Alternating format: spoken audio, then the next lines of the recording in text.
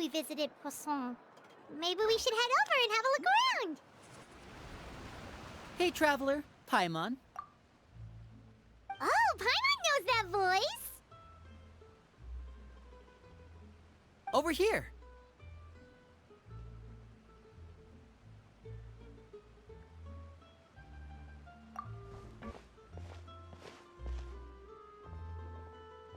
To borrow one of the more popular turns of phrase at the moment, this appears to be quite the fated reunion. Running into you two out of the blue like this has really made my day. I certainly wasn't expecting it. You can say that again. What brings you to Pуассон? Wait, Paimon's got it! You must be here for one of your magic shows, right?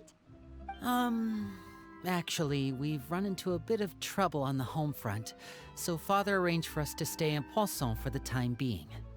Oh, are Lynette and Fremine here too?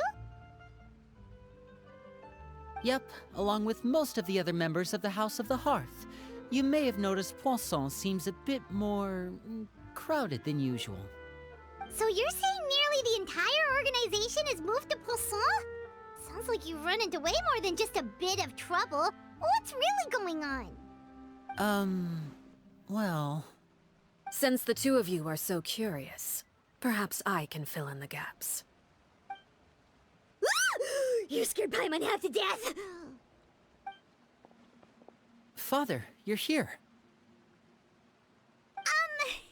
You know... On second thought, maybe we don't need to know? It's all probably super confidential House of the Hearth stuff, right? We totally weren't trying to pry or anything. No need to be nervous. I could sense your genuine concern from your conversation just now. Of course, I can also understand your confusion. Sending so many Fatui here to Pуасson, it's only natural that some might suspect an ulterior motive to be involved. I understand. I'm well aware you've had your fair share of confrontations with the Fatui in the past, and I can't exactly guarantee that we'll remain on good terms in the future. As for right now, however, I would say we have little reason to be at odds, wouldn't you agree? The House of the Hearth could stand to be more open with those who have worked so closely with us in the past. As for the issue at hand, well, it hardly relates to any ulterior motive. To be frank, it all stems from a certain rumor circulating around the House of the Hearth. It's an internal matter. What sort of rumor? A rumor that a certain phantom child is hiding away in the House of the Hearth. A phantom child? Ooh, just hearing the name is giving Paimon the creeps. A spirit that should have long ceased to exist is lurking in the shadows of the House of the Hearth. So I decided to bring the children to Pуасson before continuing to investigate the situation. I expect I should be able to track down the spirit fairly quickly. After that, it's just a matter of resolving the situation, if you will. It shouldn't be much trouble at all. If you're curious, or if you still have some concerns, it might be advisable to stick around for a few days. I'm sure the children would be exceedingly pleased to welcome some visitors. Lenny, I'll leave you to entertain our guests. I have some matters to attend to. Of course, Father.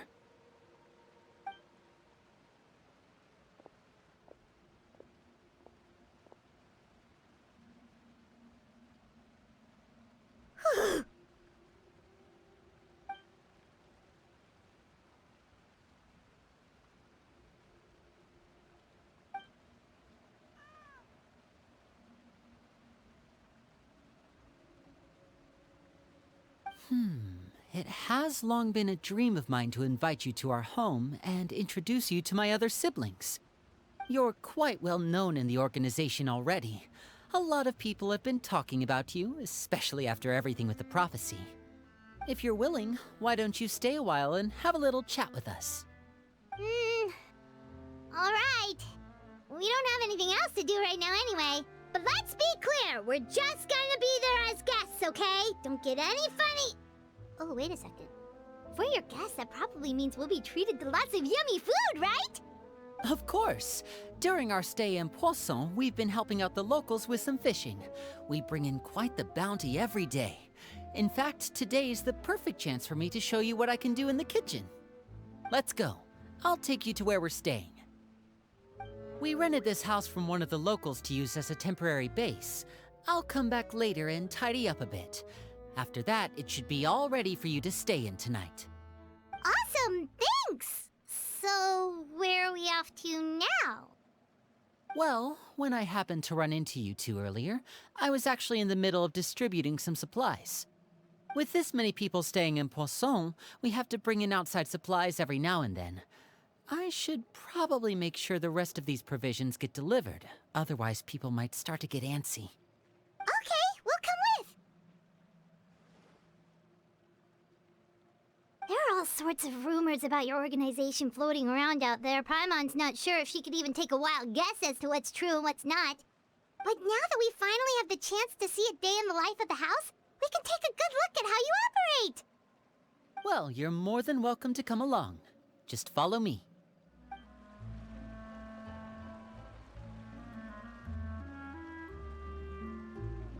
Linny! You're finally here! The supplies. I'm assuming you've... Brought them with me? Yep, here you go. Hello? Something caught your eye? It's the Traveler in Pаймон! No way! Come here, everyone! Hurry! The Traveler and Pаймon are here!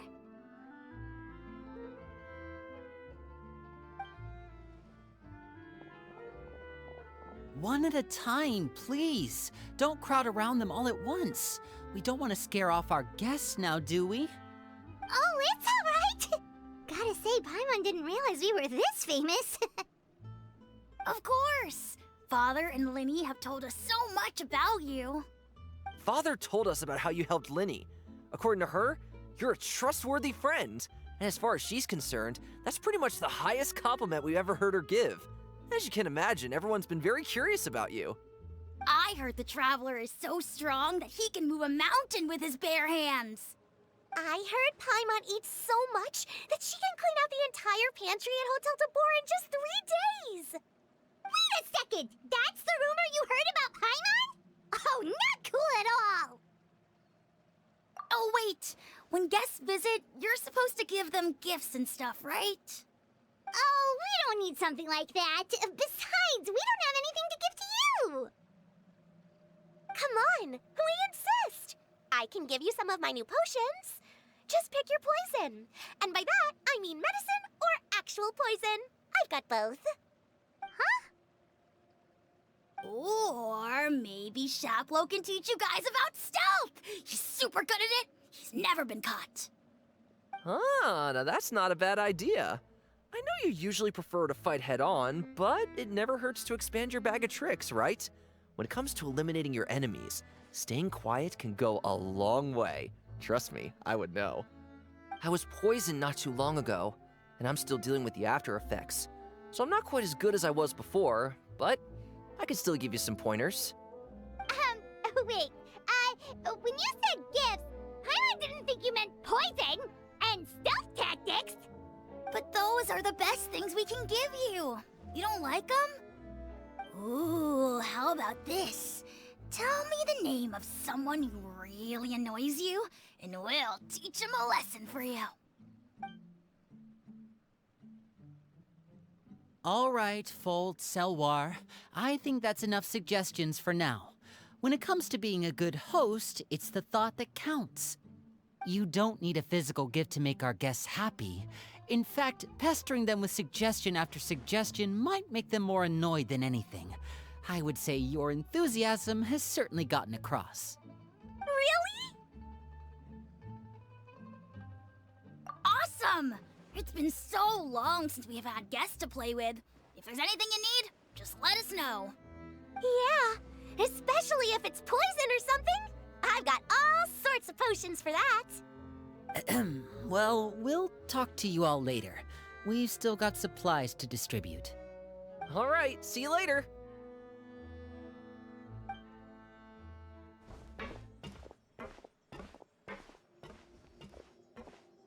Bye!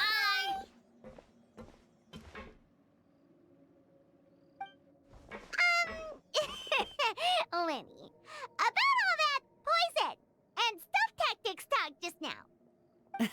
Scared you, did it?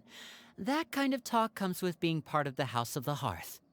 When Foltz was really young, he strangled all of his family pets, just out of curiosity.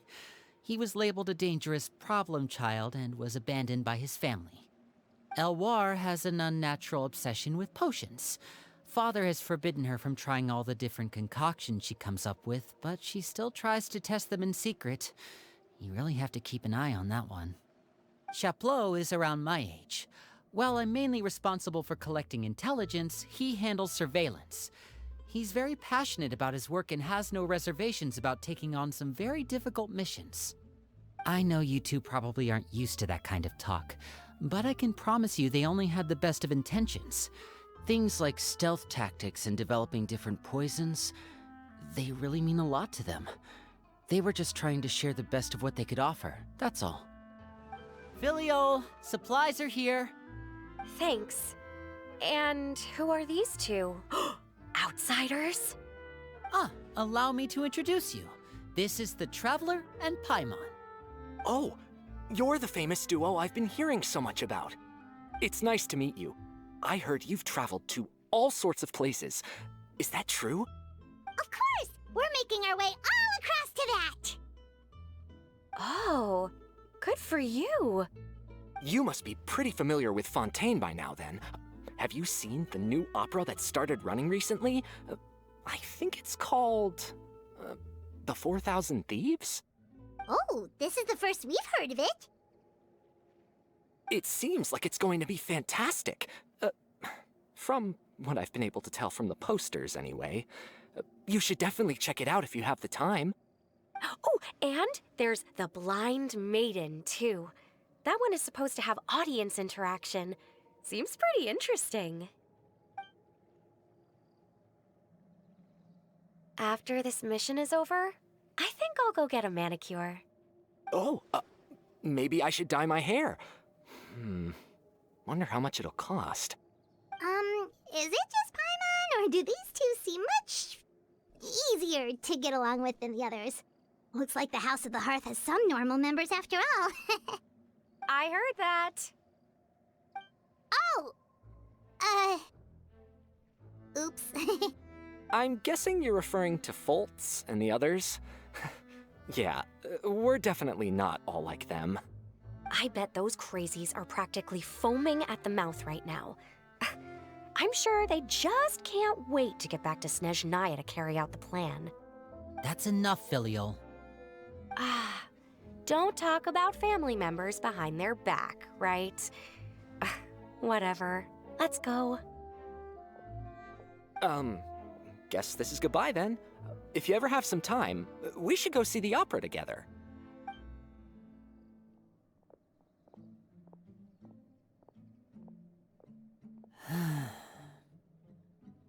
Well, that's it for the supplies. We should probably head back as well.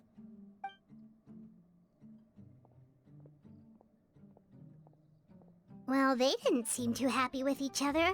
Seems like there could be something more going on here. You're right. We're only here as guests after all. Oh, Linny's getting super far ahead. Come on, let's catch up. Looks like there's more trouble in store next month, too. When will it end? Hey, just focus on the positives. At least our time in Pуассон has been pretty relaxing. Don't you think? So, what do you think of the members you've met so far? Well, Father is always encouraging us to be strong-willed and independent. So if there's one thing we've got, it's people who aren't afraid to speak their mind. Well, I should probably get cooking. Wanna join? Of course! Then let's head out and...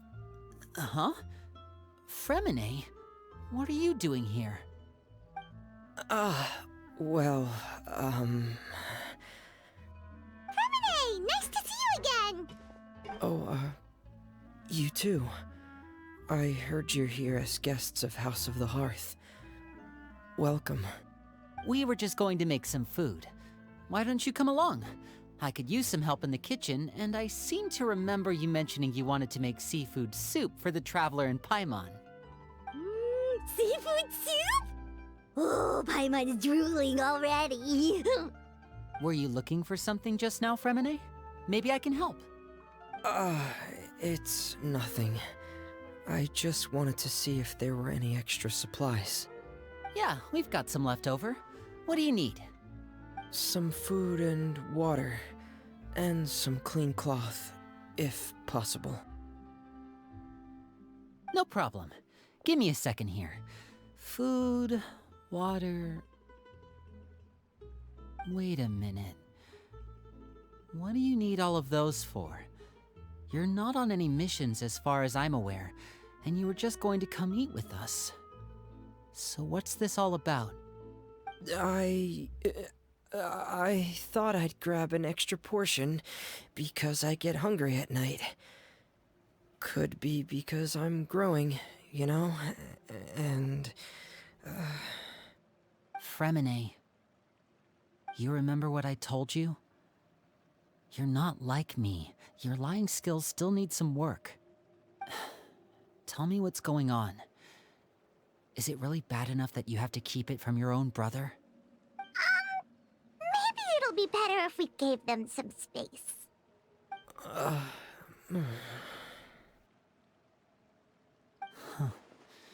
This is the first time I've seen that kind of look on your face. Whatever happened, does it have something to do with Father? Yes. Just follow me. You're back! Oh, and you've brought some friends with you this time. Hello, my name's Linny. I grew up in the House of the Hearth. And you are? Hi, Linny. I'm also a child of the House of the Hearth, just like you. You can call me Clairvy. Clairvy? It's nice to meet you. Does that name ring any bells, Linny?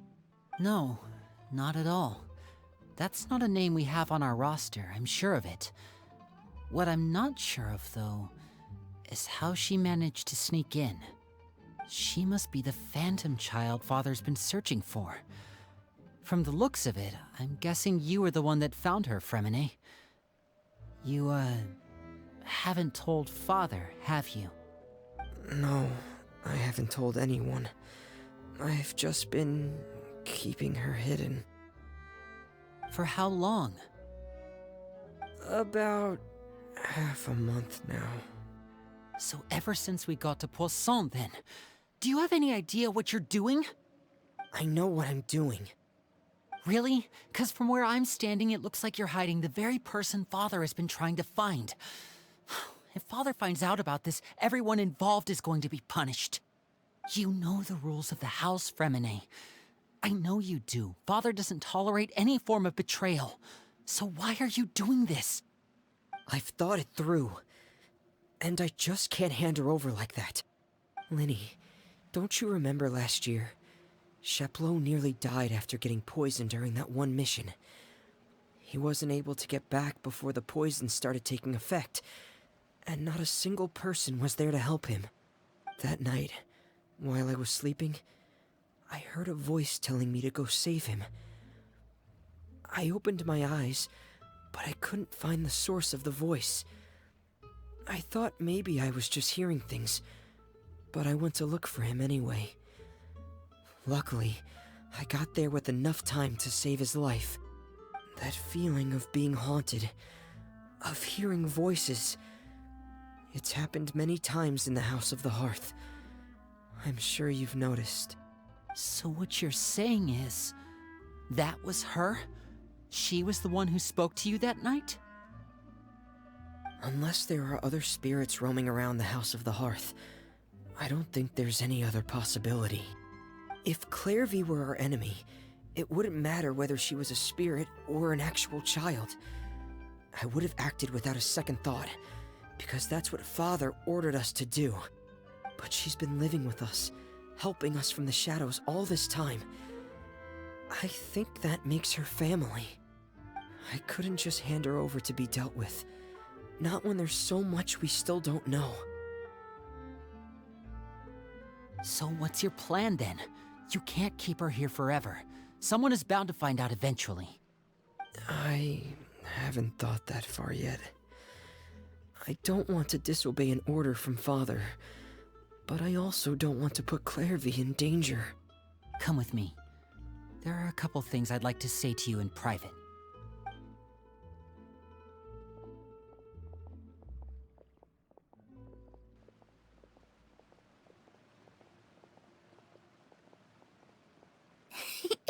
Those two sure care a lot about each other. Well, they got a funny way of showing it. From where Pаймon was floating, it sure seemed like they were about to bite each other's heads off. No way! They have a really deep bond. I could tell right away, 'cause I also have a friend like that. I just don't know how long that kind of bond can last. The darkness in the house runs deeper than you can imagine. No one can get out alive. I'm sorry, Linny. I really didn't mean to drag anyone else into this. Oh, really? You didn't mean to? 'Cause I, for one, wish you did. Huh? What do you mean? You know, when we were younger, you didn't call me Linny. You called me brother, just like Lynette. We grew up together, the three of us. We were all orphans, all rescued by Father. Of all the siblings in the House of the Hearth, I think our bond was the closest. Later on, when you started calling me Linny, I wasn't actually surprised. After all, Lynette and I are related by blood. We've had to depend on each other to survive long before we joined the house. Linny, The darkest and most difficult moments of my life happened before you and I had ever met.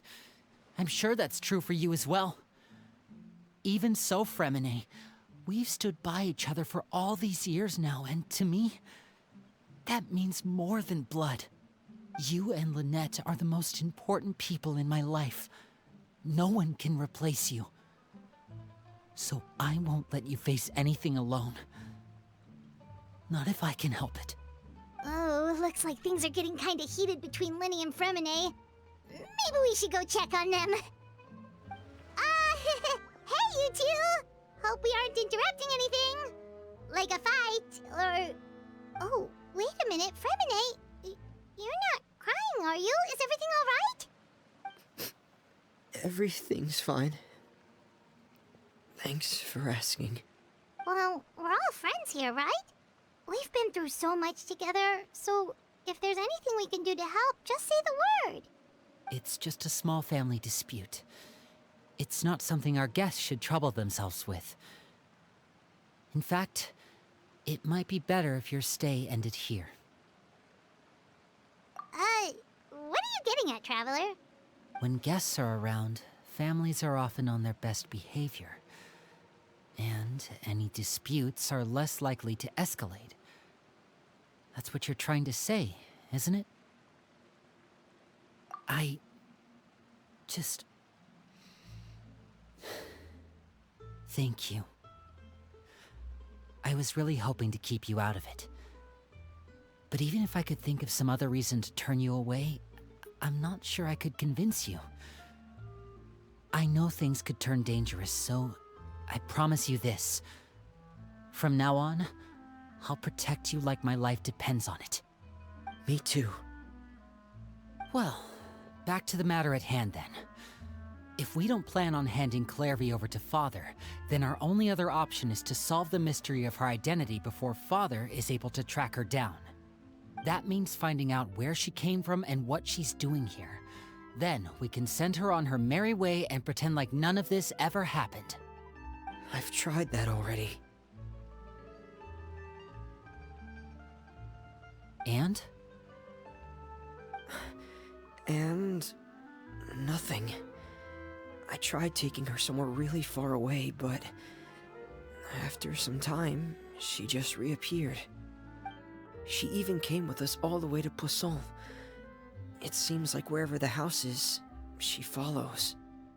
I don't know much about spirits. Do you two have any ideas? Let's see here. Paimon remembers hearing something like, if you fulfill a spirit's last wish before they died, they'll let go of whatever's keeping them here and return to the ley lines. Oh, it's just that Paimon doesn't really remember where she heard that, so it's not guaranteed to work or anything. Well, sounds like it's worth a shot. Guess that means we should go ask her about her wish. But first, Fremine, I need you to promise me something. What is it? I need you to promise me that this will stay between the two of us. We're the masterminds behind this whole thing. No one else gets involved. Can you do that for me? Of course. I promise. All right. Then let's seal the promise just like when we were kids. Fist bump on 3. Ready? 1, 2, 3. I swear.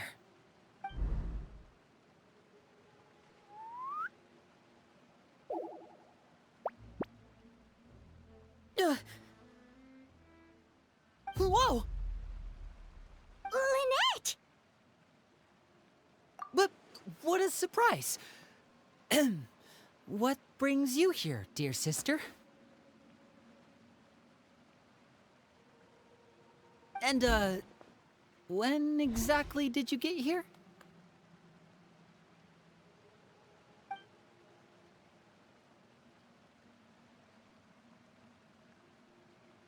You're an idiot, brother.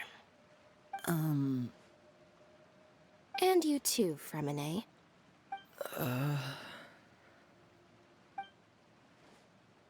You 3, Traveler. And you 4, Paimon. Wait, what did we do? I've seen Clairvy around the House of the Hearth before. I hadn't seen her in Pуассон, so I figured she must not have come with us. But it turns out, you were just hiding her. I heard you talking about your plan. Rather than steering clear of the situation, I'd rather fully join in.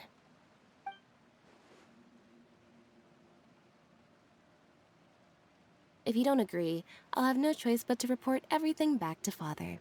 Simple as that. You're not giving us much wiggle room here, Lynette. Well, I guess we're all in this together then. After we talk to Clairvy, we'll figure out our next move. There's no time to lose. Let's go.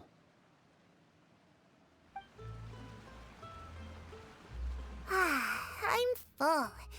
Thank you for bringing me this food, you guys.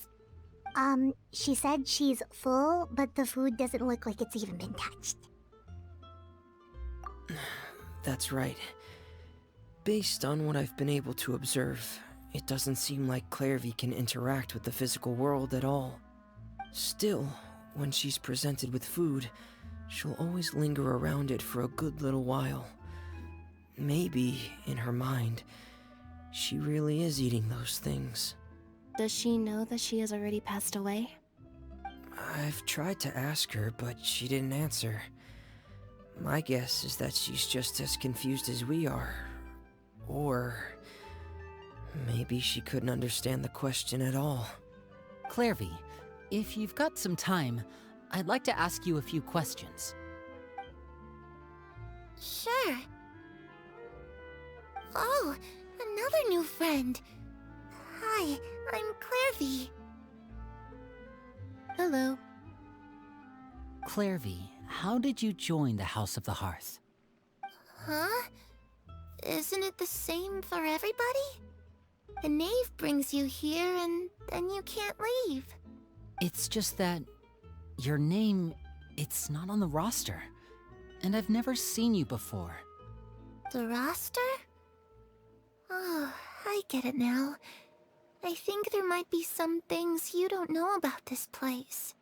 The people in charge, they're not as nice as they look. They say they keep a roster, but it's not complete. There are a lot of people who aren't on it, and never will be. In this house, some people are family, and other people are just test subjects. Those kinds of people aren't ever going to get a place on the roster, unless it's the roster of people who've been executed. Wait, does that mean the knave... Is there anyone that can vouch for you? Perry. She's my best friend. She's the only one I trust in this place. Have either of you heard of that name before? No. Me neither. Clairvy, Perry. Neither of those names are on the roster. But it seems like she's telling the truth. Either that, or this kid's already got a bag of tricks bigger than mine. Maybe we should try a different approach. Clairvy, do you have a wish? A wish? It can be anything you want. Just imagine. It's your birthday, you're blowing out the candles, and your wish is...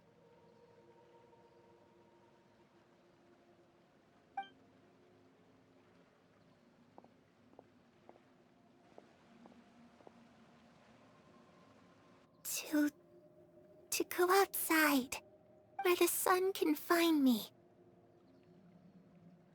That's it? Well, that sounds easy enough. The darkness in the house runs deeper than you can imagine. No one can get out alive.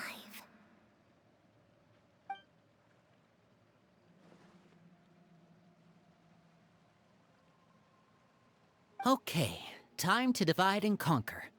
Listen up, I've got a plan. I'll try and find a way to use basic illusory magic to take Clairvy outside and bring her somewhere with sunlight. Lynette, try and find the list of executions that Clairvy was talking about, and see if her name is on it. Fremine, you stay in Pуассон.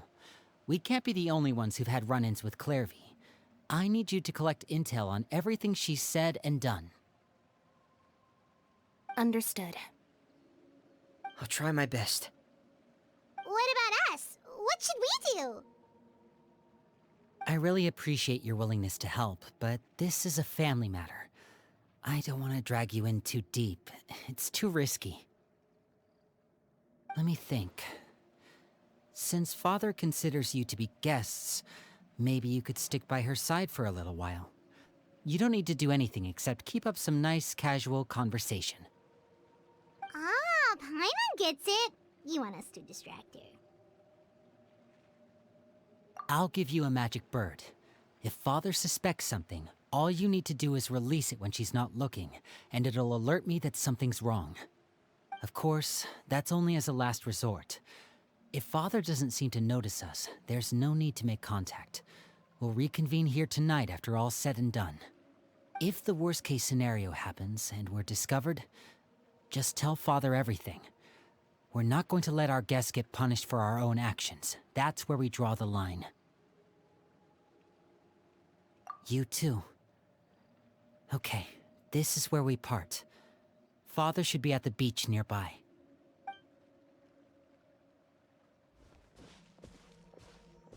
I really hope this goes well. No, it has to go well. That's the only way this can get resolved. Clairvy, I'd like to take you somewhere. Is that okay with you? Sure. Where are we going? It's the knave and child. Hey, aren't you supposed to be in Snezhnaya recuperating? What are you still doing in Fontaine? Oh, it's you two. I didn't expect to run into you here. I was unconscious for quite a while after the fight in the Primordial Sea. After I woke up, I realized I was being taken back to Snezhnaya, and well, I couldn't have that now, could I? Not when I've still got unfinished business here in Fontaine. So, I mustered up all my strength and made the journey back on my own. What sort of unfinished business are we talking here? It has to do with Skirk, my master. I really wanted to meet up with her, but by the time I got back, she had already left. I still have so many questions for her. Without any other leads, all I could do was ask the knave to help me track her down. She must have left behind some traces from her time in Fontaine. Oh, okay, so have you found any clues? Unfortunately, no. While the House of the Hearth is adept at collecting all manner of intelligence, certain existences can still manage to escape our purview. Basically, unless Master feels there's a need to meet with me, she's not going to be found.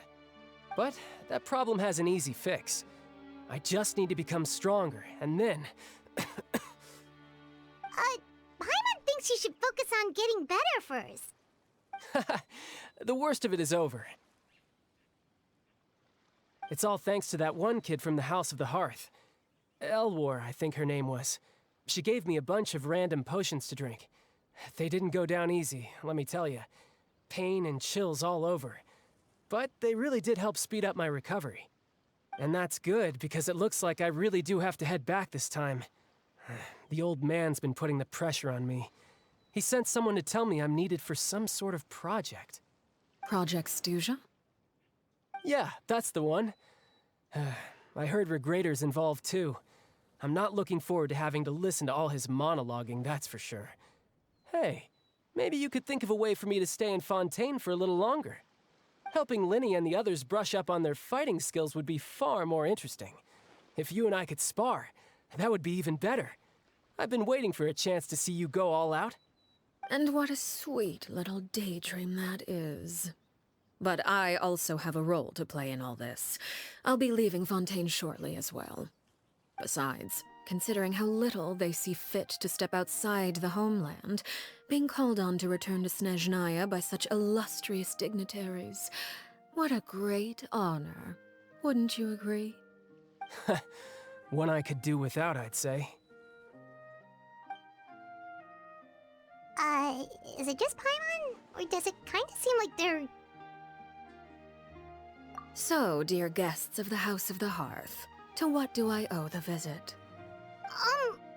We just... Right! We're super close to Linny and the others, but we still don't know much about you! Is that so? Introductions have already been made, have they not? Well, you see? There's only so much you can learn about someone from a short introduction. At least tell us something a little extra, like... Why do you call yourself father? Huh, good question. I'd also like to know. The fact that you have to ask tells me our intelligence work has been quite successful. Telling you the answer to that question would only serve to undermine that success. And we can't have that, now can we? Spoken like a true diplomat.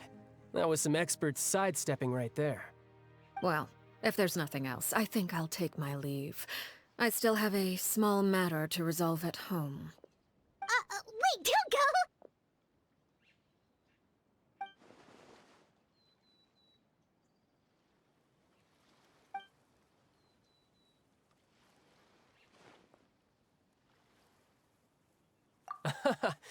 I'd also like to hear the answer to this.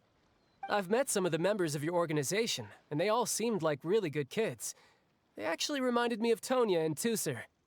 Which, by the way, if you ever betray them, I'm just letting you know, I won't let you off easy. And why would I betray them? Well, you've already betrayed the House of the Hearth once, haven't you? At least, that's what I heard.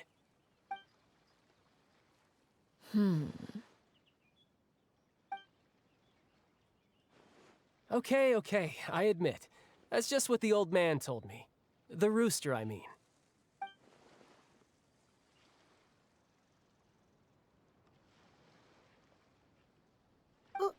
Wait, did you really do something bad to those kids?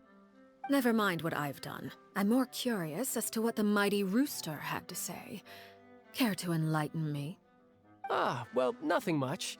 Just some stuff about you taking out many other members of the House of the Hearth, and even going so far to attack your own family. I see. Oh, based on your reaction, I'm guessing it's all a bunch of lies. Hardly. I don't appreciate his particular turns of phrase, but I suppose he didn't say anything untrue. Although, it would be more accurate to say that there is a certain level of prejudice involved, but I don't intend to clear that up just yet. Prejudice has a funny way of concealing the real truth behind certain things, an attribute that I find to be quite advantageous. Call yourself a Fontanian, for example, and people will assume all sorts of things, when the real truth is that this is simply the land where I was raised. Huh? You're not actually from Fontaine? But then why did you try to help out with the prophecy and everything? I was trying to protect the children born in Fontaine. Claiming that I myself was a Fontanian simply made it easier to operate. People would hardly suspect a fellow Fontanian of having any ulterior motives. Who wouldn't want to save their homeland after all? The primordial sea wouldn't have any effect on me, but it would have caused great harm to the House of the Hearth. Well, you wanted extra information, didn't you? There you go. I hope that satisfied your curiosity.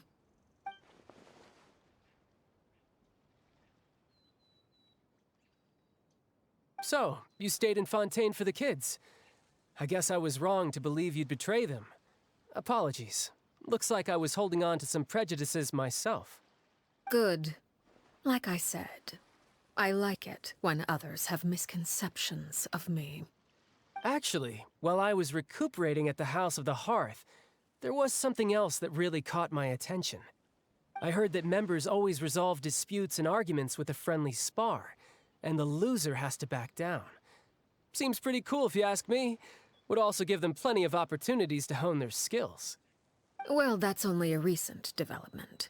In the past, such spars weren't nearly so friendly.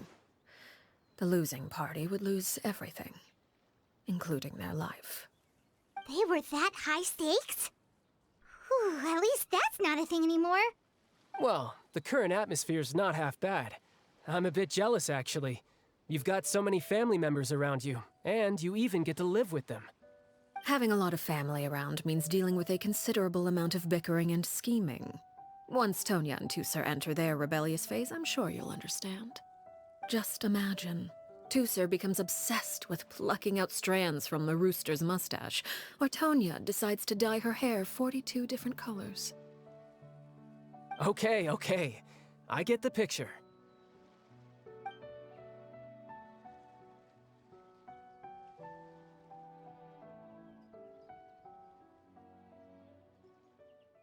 Well, would you look at the time? I should probably get going. Traveler, Pаймon, I'm not sure where our paths will cross next, but the next time we run into each other, we should definitely try and find some time to spar. Again, maybe this is a conversation we can have when you look less like you're gonna keel over. All right. Well, thanks for everything, Arлекино.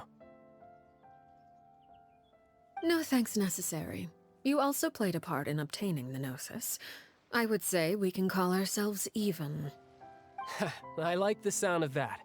Well, I'm off. See you all some other time.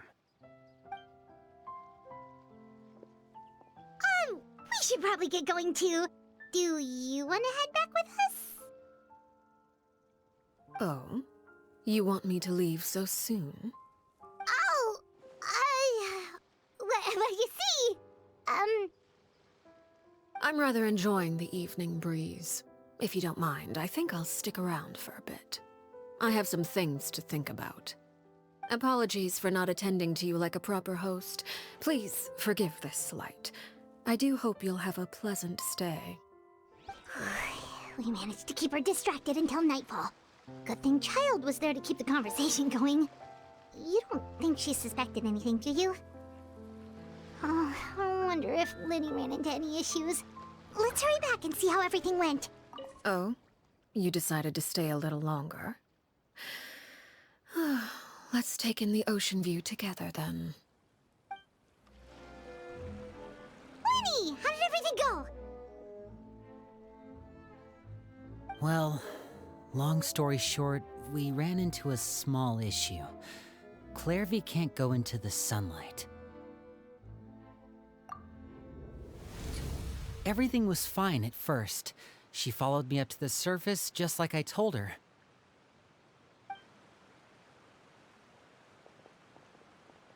But as I led her out of the shadows and into the sunlight, she vanished. I turned around, and there she was, standing at the edge of the shadows, silently watching me. Huh. Maybe she's afraid of sunlight, or... No, it wouldn't be her wish if that were the case.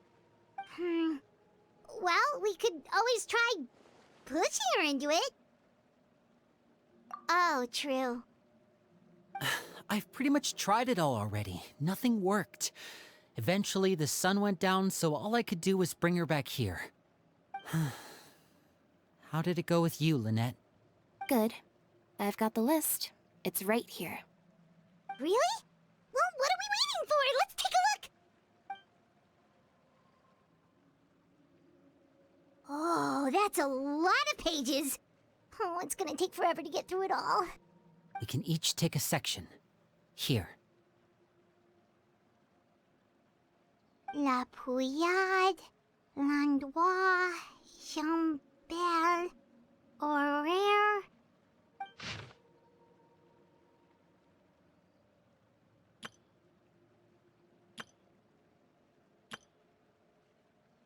Oh, yikes. That horaire guy has a huge scar on his face. He's kinda giving Pаймon the creeps. I've met him before. The scar is from an injury he received during a mission. I still remember him joking with me about it. He said any future lover would take one look at him and then lose all interest. Did he say anything else? Well, I asked if there was someone he was interested in. He said no, and that's where our conversation ended. It was only later that I learned he really did have someone he liked. He risked everything to escape so he could be with her, but it didn't work. One day, Father asked to see him, and, well, I never saw him again after that. Wait, so that means the knave, she... It may seem cruel, but it's just one of the rules of the house. Betrayal is not to be taken lightly. We know too many secrets to come and go as we please. So, if you do try to leave, you pay with your life.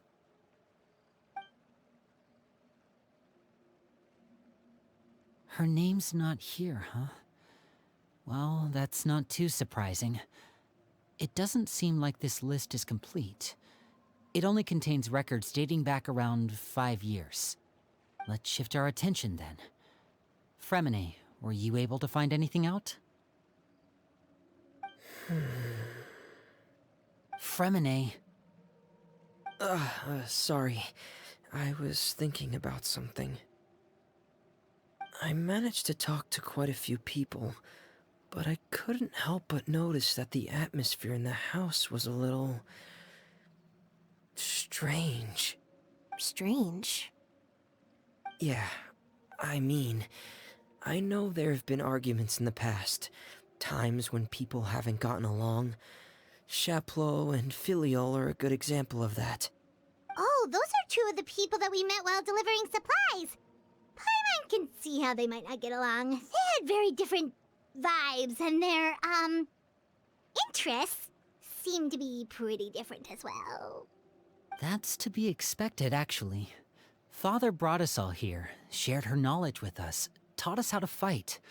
That's one thing we all share. But that's also where the similarities end. Not all of us feel the same desire to stay here. As members of the House of the Hearth, we're also considered part of the Fatui. And to a lot of people, that's an identity they never asked for. Certain members get older and realize they want something else for themselves. But considering the rules of the house, most people would never say that out loud. People like Chaplot and Foltz are loyal to Father and her vision. They're proud to be part of the Fatui. Filiol and Nantoy, on the other hand, well, they aren't quite as enthusiastic. These kinds of conflicts have always been there. It's not like Father is in the dark about any of this. Well, that's true. But it just feels like things have gotten worse lately. Filiol and the others, it seemed like they were meeting in secret to talk about something. I can't say for sure, but I think they've met Clairvy. You think she's been inciting them to act out? No, not exactly. But I wouldn't be surprised if she said something to them about the darkness in the house and how deep it runs. She's told me about it before. Experiments being run on children. People being used as pawns on the battlefield without so much as the strength to survive. And they just believed all that? Without any evidence? Clairvy's words probably gave them the excuse they were looking for. Whether they actually believe them to be true is secondary. This is all because of Project Stuja, isn't it? Whoa. Hold on a second. What's this Project Stuja all about, huh? This is the second time it's come up now. Sorry, but I'm not sure of the details either. I only know what Father has told us, which is that it's something the Rooster and Regrator have been working on together. Apparently, it has to do with the Fatui's strategic plan for the future. Because the House of the Hearth was so successful in obtaining the Gnosis, we now have the honor of playing a key role in Project Stuja. Wait, but isn't that a good thing? Key role is just another way of saying dangerous role. To us, the whole thing is an inconvenience. Father thinks so too, but she's in no position to refuse. Their plan isn't exactly unreasonable, and they've been funneling the house a lot of funding. It's just that we'll lose a lot of members in the process. Participating in the plan, it's an honor in name only. What they're really trying to do is subdue us. The existence of an intelligence organization outside their control makes them feel uneasy.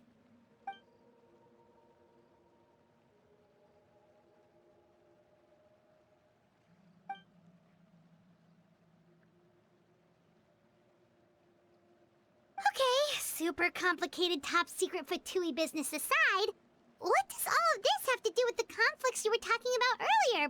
Pаймon doesn't get the connection. External pressure has a way of exacerbating internal strife. You can't overlook the power of fear either. People are afraid of dying, and that fear is often the impetus for a lot of stupid decisions. I thought resolving the Clairvy situation would make everything go back to normal, but it looks like things are more complicated than I thought.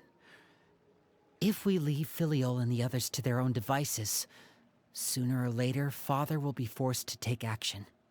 We can only focus on one situation at a time, brother. You're right. Even if we confront Filiol and the others, it won't do any good. It might even make matters worse. We should focus on Clairvy for now. Well, it's getting late. We should head back and get some rest. We'll try again first thing tomorrow. Lynette, you stick with me this time. Fremine, keep a close eye on Filiol and the others. Make sure they don't do anything they'll regret. Good work today, everyone. Have a good night, and I'll see you tomorrow. Oh, I'm always looking forward to an early night, but she can't sleep at all. Hey, you don't think the knave will be too angry with Linny and everyone if she finds out about all this, do you? She's even scary when she smiles. If she were to actually get angry... Ooh, you have to protect Pаймon if that happens, okay, Traveler? Oh, well, in that case, we should just plan on running away. We'll grab Linny and the others and we can make a break for it as fast as we can. Look! Look over there! Quick! Let's catch up with her before anyone sees! Over there!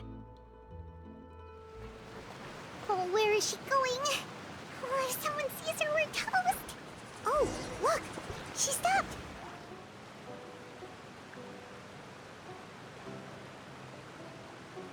Clairvy! Shh. I opened the window while no one was looking. Look how pretty the outside is. only I could have more than this. You probably think I'm being silly, huh? All this hopeless resisting? It's better to dream of what I could have than try to make it a reality, right? Please, help us get on the same page here, Clary. We need you to tell us what you know. Can you do that? Sure. Although, after you hear all this, I think you might regret that decision. Everyone in this family is nothing more than a tool. Something to be used and exploited. We're all expendable. Including me. As long as you're useful, you get to stick around. Lose your value, and you're handed over to the doctor, experimented on, and given a fate worse than death. I've seen it happen again and again, and I've had enough. You're saying the knave did all that? It's just, that doesn't seem like something she would do. She's scary and all, but it seems like even she has lines she wouldn't cross. I knew you wouldn't believe me. Everyone thinks she's a good person. They all think of her like a real mother. Mother? But she doesn't deserve that title. She's disgraced it and tarnished it. And if I had things my way, I'd never see her again. If only Perry were here, she'd understand. Perry. There's that name again. Also, Paimon's getting a strange feeling. It almost feels like she's not really here with us. Paimon can't tell if she's actually talking to us or if she's mistaken us for someone else. Well, in any case, it seems like she really needs someone to talk to. We should keep her company for a little longer. She looks so young. But it seems like she's been through a lot. It's getting windy. I should close the window. Ooh, look at the moon. Isn't it pretty? Hey, wanna hear a secret? I heard that if you look up at the night sky in Snezhnaya, you can see the aurora. It's supposed to be super pretty. Even prettier than the moon tonight. Perry and I promised each other that once we're older, we're gonna go see it together. But I can't find her. I'm worried she's also been... No, that wouldn't happen to her. She's special. Mother likes her a lot. I should really go talk to Mother, but we just fought. She doesn't want to see me, and I'm too scared to face her. What should I do?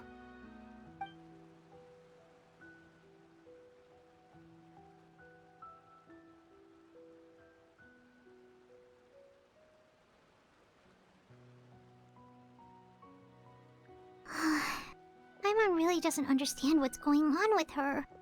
Well, let's head back. We've got an early morning tomorrow.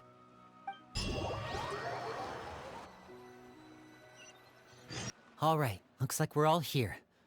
Let's go ahead with the plan. Oh? What is it? What makes you ask that? Well, we kinda ran into Clairview last night, and that's what she told us. We met the doctor back in Sumeru. He's super dangerous, and he's done all sorts of bad things. It's possible that Father and the Doctor have had certain dealings, but I don't think Father would work with him. We're not really on the same side, so there's not a lot of trust between them. That doesn't exactly set the stage for a successful partnership. I did hear, though, that when Father first became a Harbinger, the Doctor offered to work with the House of the Hearth. Father rejected most of his proposals, except for one. It had to do with some sort of secret experiment. Secret experiment? Could that be what Clairview was talking about? I don't think so. I don't know any details about the experiment itself, but I do know it's an entirely independent operation. The Doctor only proposed a direction for the research. That was the extent of his involvement. I still don't think that counts as working together. The details of the experiment are confidential, but complete records are kept on all participants. That doesn't seem to be the case with the situation Clairvy referred to. I know you don't agree with some of the Fatui's methods, and I'm not asking you to. But I am asking you to trust us on this. The House of the Hearth has its own principles. There are certain lines we're not willing to cross. Alright, that's good to hear at least. Clairvy seems to think the knave and the doctor worked together to do something horrible. If that turned out to be true, Pаймon doesn't know how he would even face you guys. It's just that it doesn't seem like Clairvy is lying either. The easiest thing to do would be just ask the knave directly, but Pаймon doesn't think she'd tell us.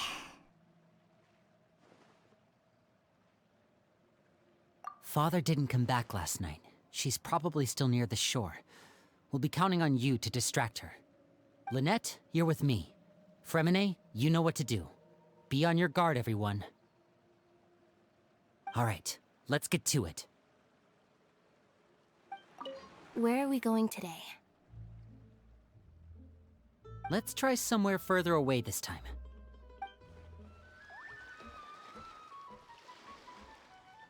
Ah, it's you two again.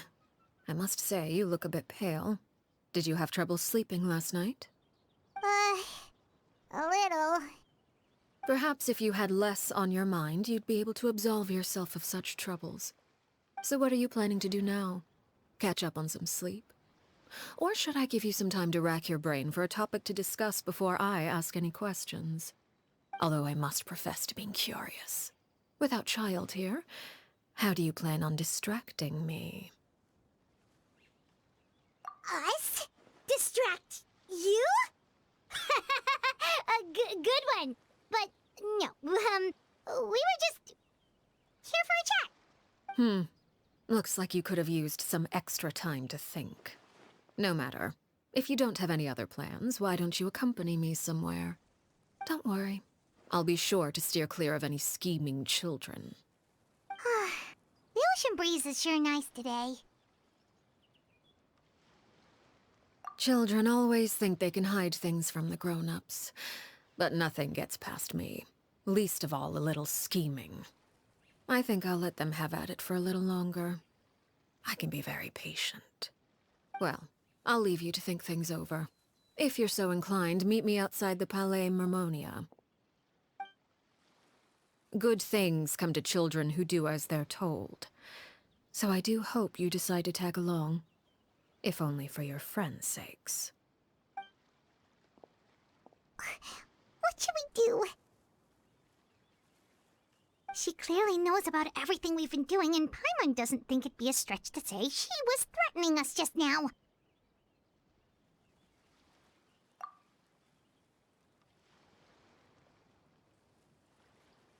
Oh, good idea. Hopefully he sees it in time. Well, we should probably head to the Palais Mermonia. Pаймon doesn't want to find out what happens if we don't show up. Based on what the knave was saying just now, it sure didn't seem like it'd be anything good. Okay, then we probably shouldn't keep her waiting. It seems like Linny and the others are on thin ice, so let's do our best to not get them in any more trouble. Seeing as we still have some time before my meeting, we might as well enjoy some pleasant conversation while we wait. I'm glad to see you get along with my children. Being surrounded by good companions is necessary for a child's development. You're not planning on doing anything to them, are you? I assume you're referring to Lenny, Lynette, and Fremine. Although, there's that situation with Filial and Nentoy as well. It appears quite a few people have been acting out lately. No matter. I'm not one to discriminate. All those who betray the house meet the same fate. There are no exceptions. Does that mean you're going to kill them? Oh, are you here to beg for their lives? I'm sorry to disappoint, but the rules of the house change for no one. In my organization, everyone is responsible for their own actions. But don't you care about them at all? They really respect you. They even call you father. You must feel something for them. Any organization in which feelings come before principles is one destined for ruin. The House of the Hearth is hardly an exception. You could say our principles are more stringent than most. Perhaps I can offer you this consolation at least. As our guests, you two will not be held accountable along with them. I would imagine Linny, Lynette, and Fremine will be able to keep their lives. As for Filion and Toy and the others, I'm afraid there's little I can do. They can try to escape, but once you know our secrets, there's no getting out alive. But that's awful. Ah, you seem concerned. Out of consideration for my guests, I suppose I could turn a blind eye for a little longer. If Linny and the others manage to dispose of Claire V in the meantime, all evidence of their wrongdoing will be lost. In that case, I could hardly punish them for something I couldn't prove. If their efforts are unsuccessful, on the other hand, all will be held accountable. And the punishment will be severe. Of course. Oh, and here, I believe this belongs to you. Do try and keep better track of it next time. It takes a considerable amount of time to train a bird like this. It would be such a pity if you were to lose it. Permanently. Wait, where did you get that? Well, I'm afraid that's all the time we have to chat.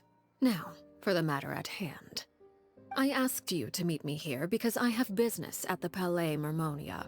It has nothing to do with you, but I think it would be prudent for you to stick by my side for the time being. There will always be time later to run off and tell Linny what you've learned. Well, time to go. Looks like we wrapped things up just in time.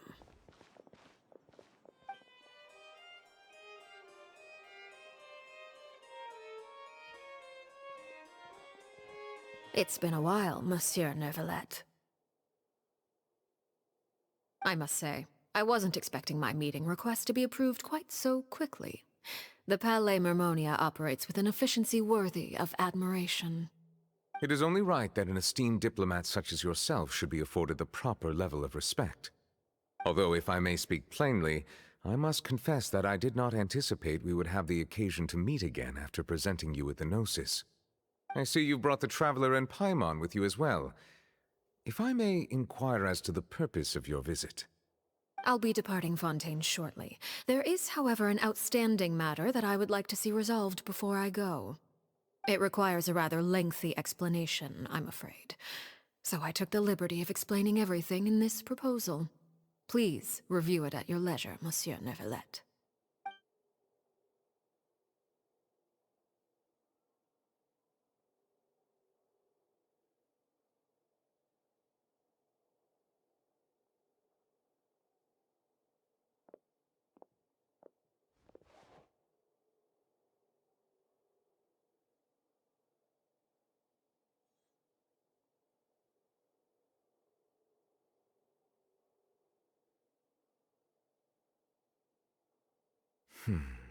I understand your request. However, at the risk of causing offense, I must admit that I fail to see why you would wish for such a thing. I heard you have a certain fondness for water tasting, Monsieur Neuvillette, so allow me to use water as an analogy.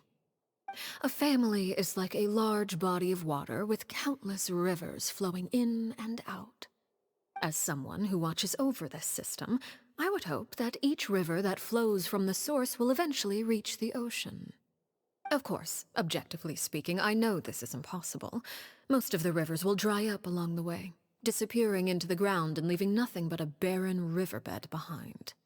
Not all rivers are destined to reach the ocean, but I would not see their existence rendered meaningless. I believe the water that flows within them is simply meant for a different destination, like a field in need of irrigation. Or perhaps the glass of a certain water-tasting enthusiast. Did you get any of that, Traveler? Your words paint an optimistic picture indeed. Allow me to remind you, however, few among us are willing to sip from a glass filled with tainted water. It may have been tainted at one point in time, but not to worry. I'll make sure it's strained of all impurities and returned to its cleanest form.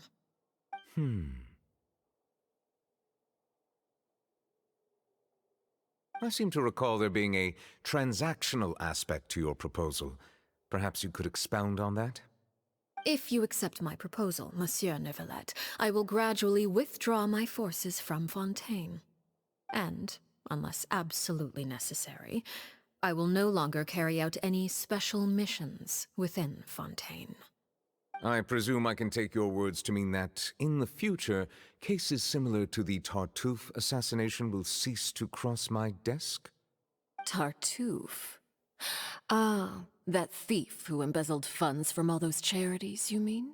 My deepest condolences to his family, but without any evidence, I cannot imagine how the House of the Hearth might have been involved in his passing.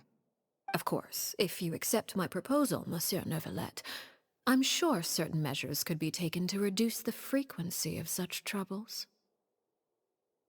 You choose your words carefully indeed. In that case, I am inclined to accept your proposal. My thanks for your generosity, Monsieur Neuvillette. Well, with that settled, we should be going now. I took the liberty of bringing along 2 bottles of spring water from Snezhnaya for you to enjoy. I do hope I get the chance to hear your impressions. Perhaps at our next meeting? Yes? Indeed. I trust you would not overlook your commitment in the meantime. All right, traveler Pаймon. Time to go. I believe I've told you before that my emotions easily resonate with those of others. Yet in the few meetings I've had with that Harbinger, I haven't been able to sense any aspect of her emotional state. Her mind is like a still body of water. Who knows what darkness lies in its depths, and the lack of ripples on the surface gives nothing away. It's unclear whether this is her natural state of being, or whether it's an incredible strength of will that gives her the ability to master her emotions. Either scenario, however, suggests she is a very dangerous individual. I do not expect an explanation as to why you two are by her side. Whatever your reasoning, I would only advise you to take caution.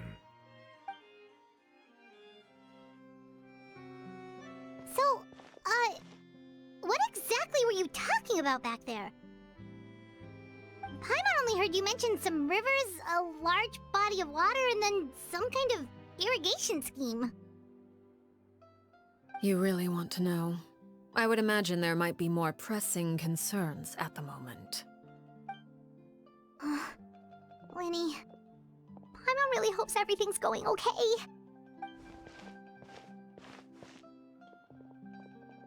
Oh, Paimon recognizes that look. You've got your thinking cap on, don't you, Traveler?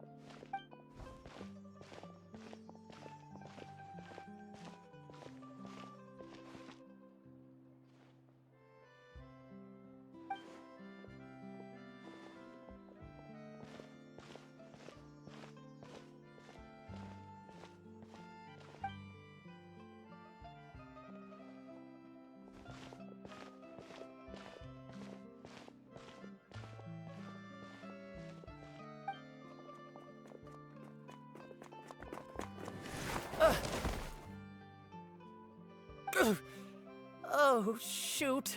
Are you all right? Oh, jeez. I'm so sorry. I was so focused on selling these papers, I wasn't looking where I was going. Well, let me make it up to you at least. Here, take this paper. On the house.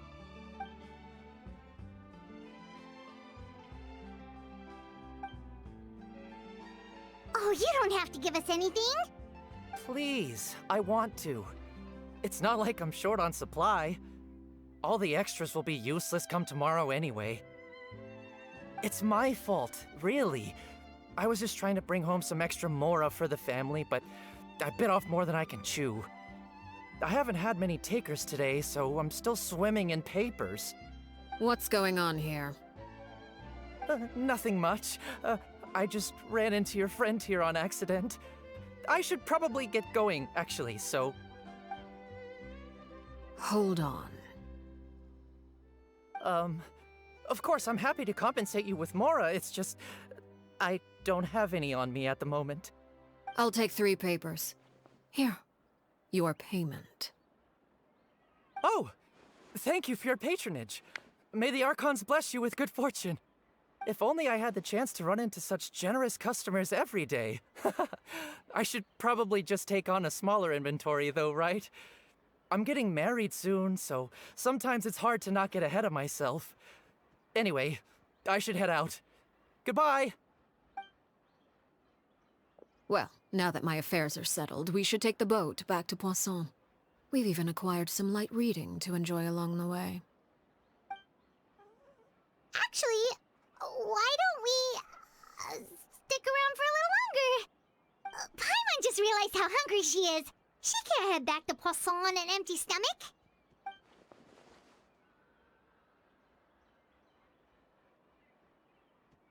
It appears you two are under the impression that delaying our return will somehow alter the situation in your favor. I'm sorry to ruin your fantasy, but your efforts are meaningless. That being said, I could be persuaded to give Linny some extra time. I just have one condition. If you agree to my request, I'll even answer some of your questions. You're quite curious about Claire V, are you not? And my relationship to her. Wait, why are you being so generous all of a sudden? You're not gonna ask us to do something bad, are you? You overestimate yourself. You don't have the talent for bad things. Then what can you possibly... The most important consideration in a negotiation is that both sides receive something they want. Demands and threats only get you so far. Wonderful. Here it is. When the time comes, make the choice that you deem most appropriate in the situation, and lend your help to the House of the Hearth. Okay, sounds normal enough. But what do you mean, when the time comes? When is that supposed to be? That is for you to decide. Then we have a deal. Follow me.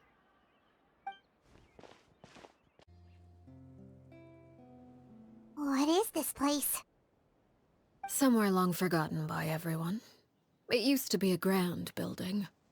Now it's nothing more than a pile of rubble.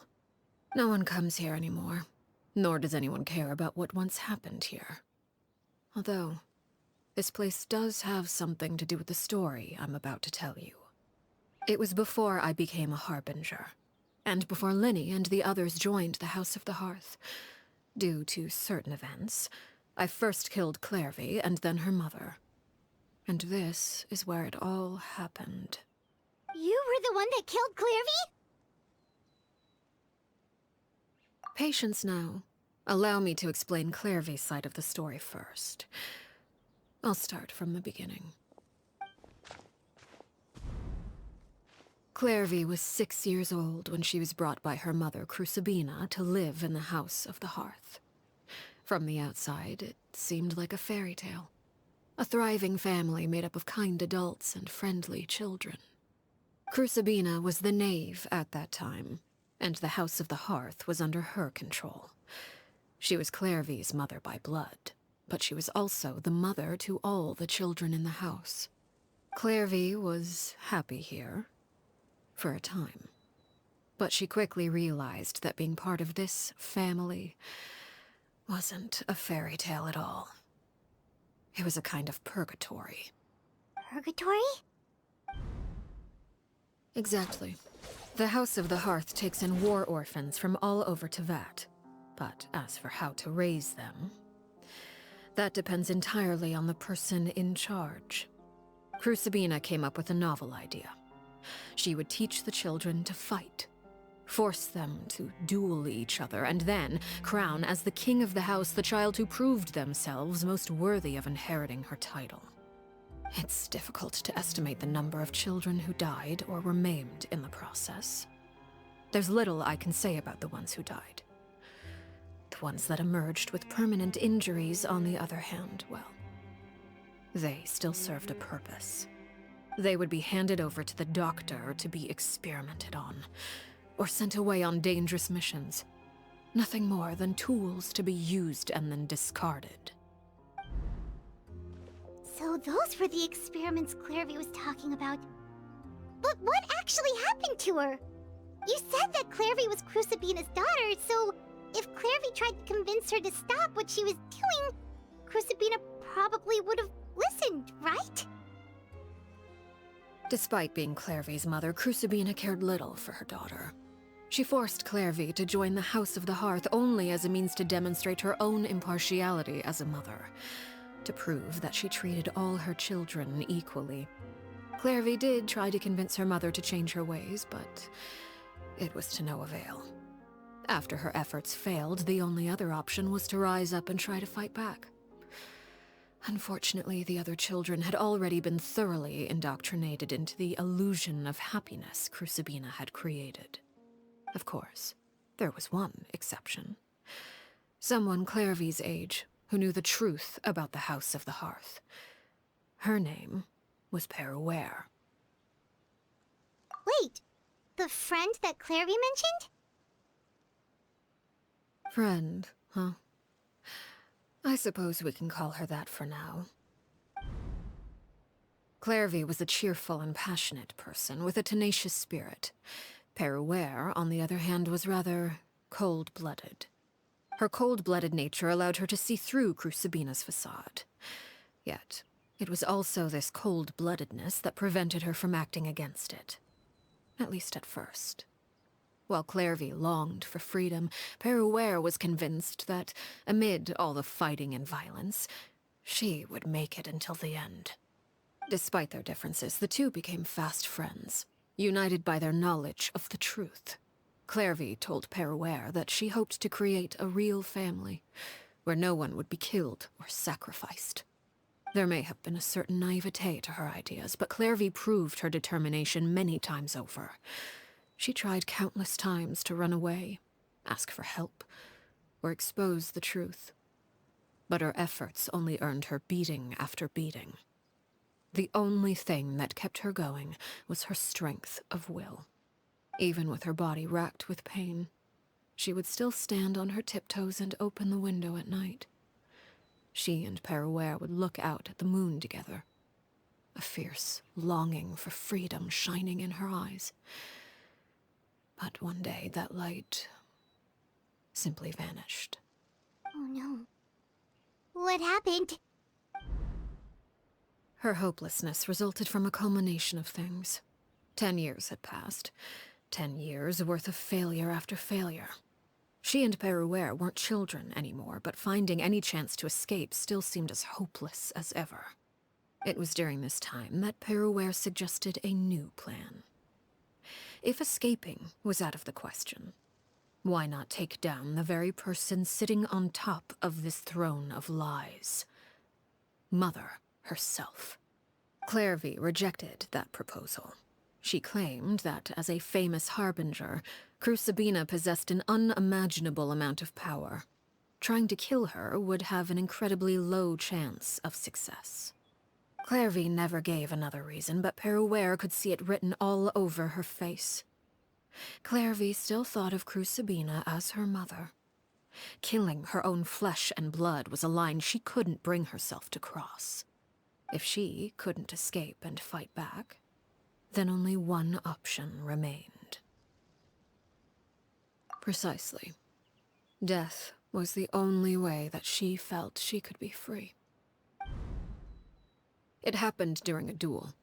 When she arrived at the dueling ring that day, her partner turned out to be none other than Peruere, the very person that had stood by her side all those years. It was a fierce battle. But ultimately, Clairvy decided to let Peruere end her life. From that moment on, Peruere's journey was one written in flames. When the rain finally came and washed it all away, there she stood, the sole victor in Mother's endless game of slaughter. A trail of corpses strewn across her path to success. It was the very result she had predicted 10 years prior. Even then, she believed she would make it until the end. She wasn't surprised by the fact that she emerged as Mother's undisputed heir. Rather, her success left her with an inexplicable sense of restlessness. She was unsettled.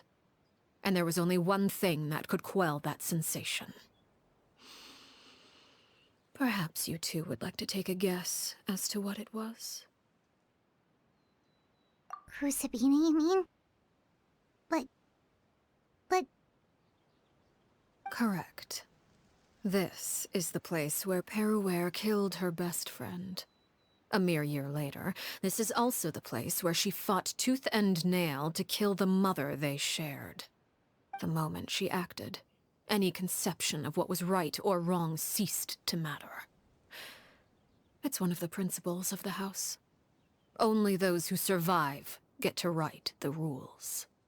Peruere won the battle, and became a harbinger herself. After which Her Majesty, the Tsaritsa, bestowed upon her a new name. Arлекино. So the Perry Clairvy was talking about... It was you all along. You're Peruere. Arlecchino is just a name you got later. I left that name behind long ago.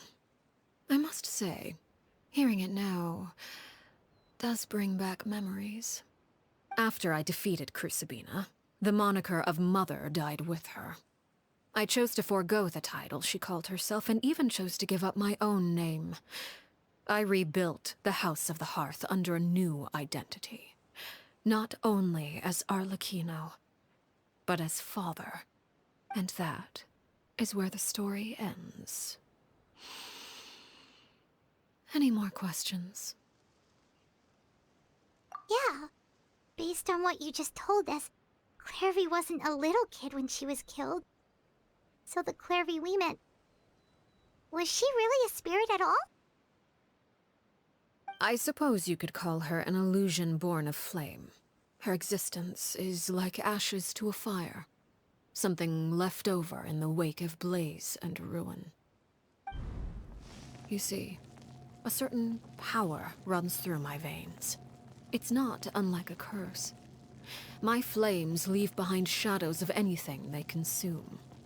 Of course, the chances of those shadows morphing into a sentient entity are exceedingly slim. Clairvy is a very special case. Clairvy died when she was 16 years old, but what emerged from the flames was her 6-year-old self. Her appearance wasn't the only thing affected. Most of her memories were lost to the blaze as well. Memory is a mysterious thing indeed. Losing a portion of your memories will alter your sense of self. Lose 10 years' worth, however, and it would be like living in the past. Like returning to a version of yourself that never grew up. No wonder Paimon got such a weird feeling when we were talking to her. Perhaps I should put it this way. Clairvy is someone trapped in time. It may seem like she exists with us in the present, but she truly lives in the confines of her own past.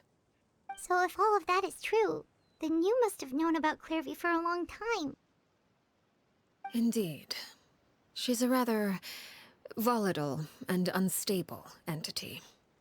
Sometimes she would look after the children. She's even saved some of their lives. But other times, she would hide from me and become obsessed with revealing the truth about the house to anyone who will listen. Shadows don't have the capacity to learn or grow. Any new information they encounter is quickly forgotten over time. Your attempts to expose Clairvy to sunlight. They failed, yes? The reason is actually quite simple. In Clairvy's mind, the house is impossible to escape, and it is this very perception that traps her there. But no matter. All I have to do is kill her again, and all will be resolved. I don't anticipate so much as a single speck of ash will be left behind this time. Wait! Paimon can understand why you might want her gone, but isn't there another way? so she's still your friend! At least talk to her first! It's too late for that. She broke the rules, and now she must be punished. That goes for Filial and Nantoy as well. She's had quite the effect on them. I hope you understand. The difference between Crucibina and myself lies in our formulation of the rules, not our policy for enforcing them. Upholding the rules without question is a trait we both share, because that is how a household should be run. Is this really what you want to do? Whatever could you mean? Don't you want to say a proper goodbye at least?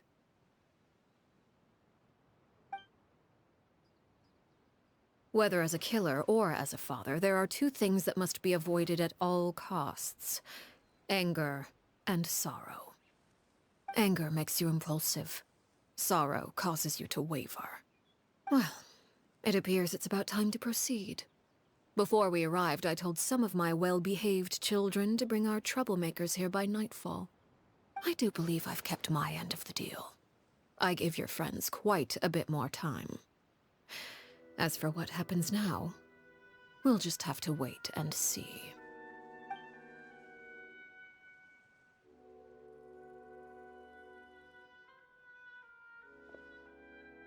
Here they are, Father. You gonna execute him?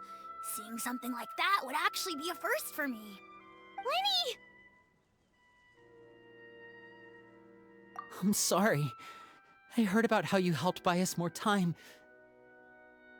But I still failed. I couldn't find a way to fulfill her wish. Huh? Are you... Perry? Indeed, it's been a while, Clairvy. Perry! Shh, stay right there. I'm sorry to postpone our reunion, but first I believe certain scores need settling. Father, let me explain. Out of my way. Father! You chose to conceal a threat to the house, and for that, you must be punished. Overall, however, I suppose your wrongdoing is hardly the most egregious of the bunch, so I'll deal with your punishments later. As for right now, the more pressing concerns are the traitors among us. By traitors? Do you mean us? Father, let me explain. We didn't mean to... Fultz, why don't you share what you heard? Yes, Father. Secret Midnight Meeting number 3. Participants: Filial, Nantoy, Sato, Toddy. Nantoy clearly said, "If only Father wasn't the one who took us in." Sato added, "I'm sick of this life. I just want to live as a normal person." Filial was the worst of them all. She called us crazies and said a bunch of mean things about Father. I did not! You're lying! Fultz is trying to frame us. It's not like I'm the only one who heard those things. After that, you and Toddy and a bunch of other people started talking about Clairvy. You were using all those things Clairvy brought up as an excuse to question Father. We're birds locked in a cage. The only way out is to destroy it. That's what you said, wasn't it? You little... You just want me gone, don't you? What did I ever do to you, huh? And you, Sheplo, have you forgotten who stood by your sickbed, watched over you, and changed your dressings? Come on, let's hear it then. What's your reason for all this?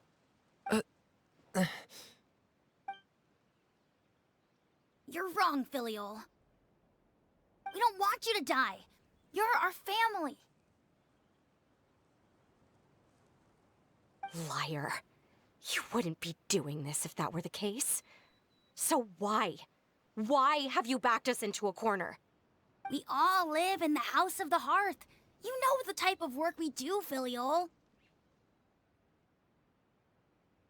A single betrayal can cost dozens of us our lives. It's not like it's never happened before. That kind of thing is hard to forget.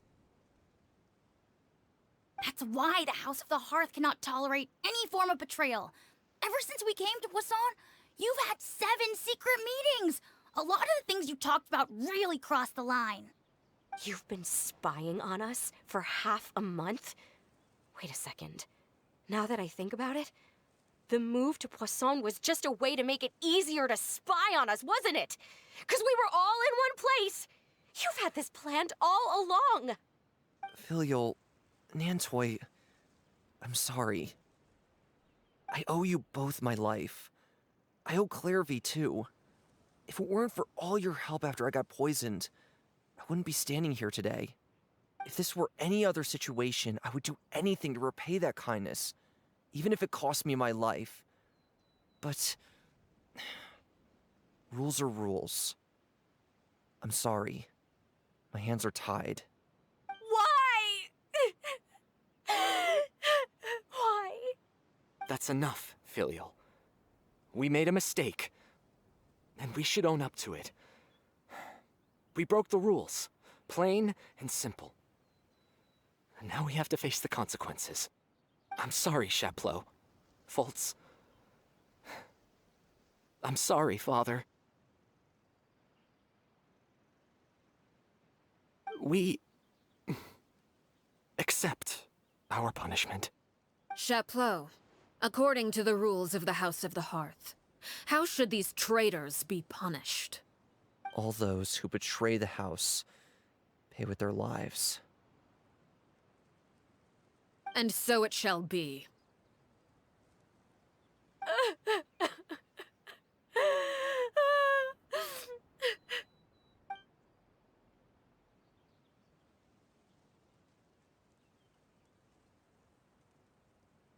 Father, please wait! Something you want to say, Linny? Please reconsider, Father. What Filial and the others did, does it really count as betrayal?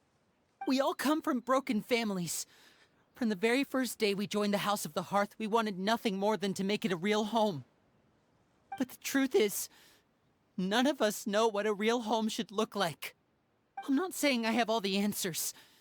All I know is this. Killing Filial and the others may uphold the rules, but doing so will only bring us further away from being a real family than we've ever been. So please, Father, please reconsider. I agree with Linny. Father, please. Linny, you...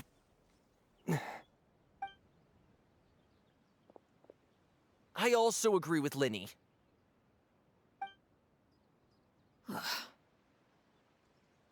An order once given cannot be rescinded.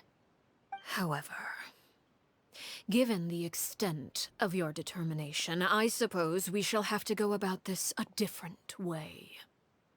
Draw your weapons and face me. Our weapons? Father, are you referring to a duel? Precisely. The rules of the house will not be altered. Traitors must be punished.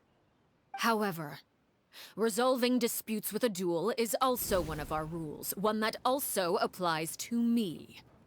Demonstrate a sufficient showing of strength, and I shall offer a concession. Wait. Beat Father in a duel? Impossible. Father is way too strong, even for Linny.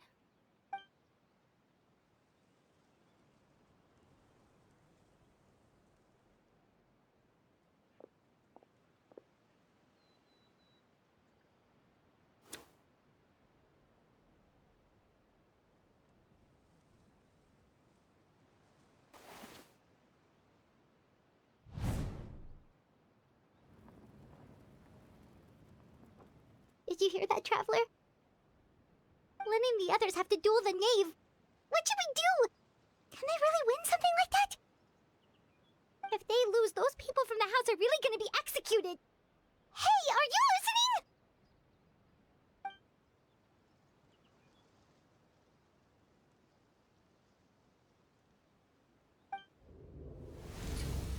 Don't you want to say a proper goodbye at least? Anger makes you impulsive. Sorrow causes you to waver.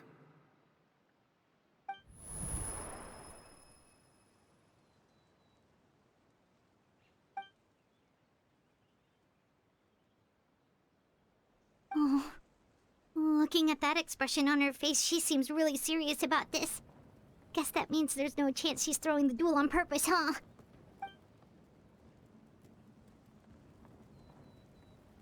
When guests are around, families are often on their best behavior. And any disputes are less likely to escalate. When the time comes, make the choice that you deem most appropriate in the situation, and lend your help to the House of the Hearth. What's wrong, Traveler? Hey, where are you going? Traveler? You're asking to join the duel against the knave? I'll allow it. We do have a ready-made dueling ring at our disposal, after all. All I would advise is this. Keep a firm grasp on your weapon, and give it your all. Any less, and you may just lose your life. Father's even stronger than I expected. I really have to draw my blade. Then...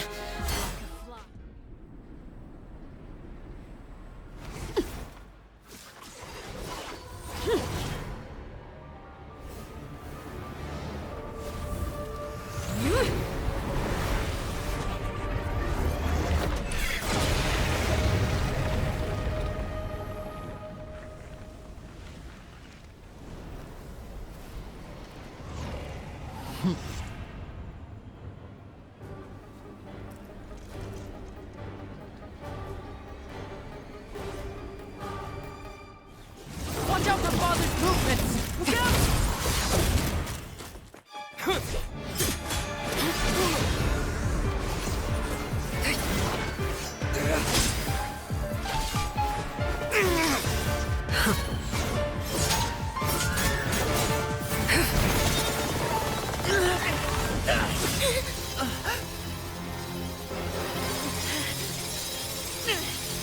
You should know better than to crowd in one place.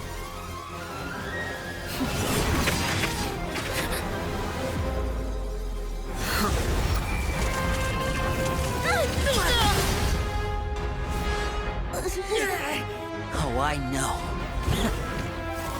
No! I'm sorry, Father!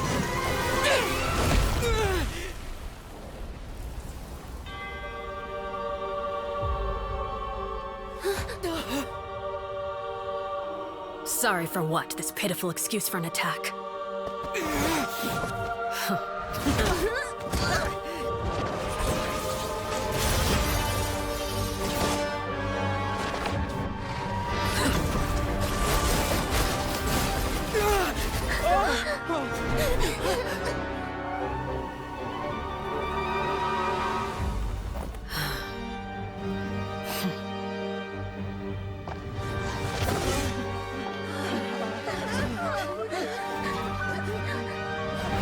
Father, no!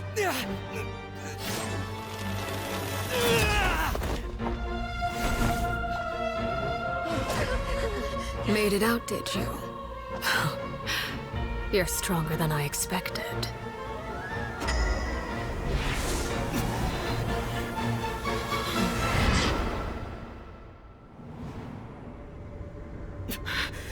A crimson moon? I can't move.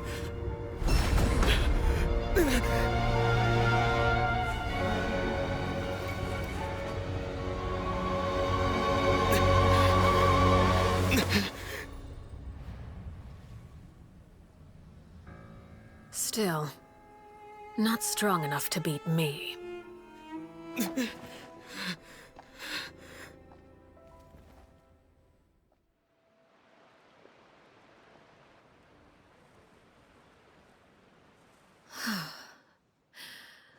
I believe we can end things here. It's not often that we get to enjoy the company of guests, after all. We wouldn't want things to get too out of hand. Brother, are you alright? Lenny! Given that I am the victor of this duel, as agreed, the punishment stands. No! I never thought things would end like this. However, everyone involved in the duel demonstrated a remarkable level of strength and determination. In light of this, I'm prepared to change the method of execution. Elwar, the bottled flames I gave you for safekeeping. Do you still have them? Yes? I wasn't sure what they were for, but I've kept them super safe. I didn't lose a single one. Wonderful. Then, in just a moment, I'll have you administer them. Bottled flames? Indeed. They're the product of a secret experiment. Under certain special circumstances, flames can be extracted from my person and preserved. Once ingested, searing pain will spread across every inch of your body. No harm will come to you physically, but your memories will be burned away. If you can withstand the pain. When you awake, you'll have forgotten everything you know about the House of the Hearth, and will be expelled from the organization. In other words, administering this concoction will kill the version of you that grew up in the house, and give you a new identity.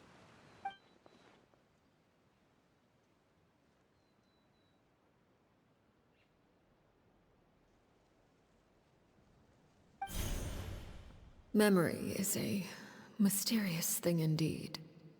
Losing a portion of your memories will alter your sense of self.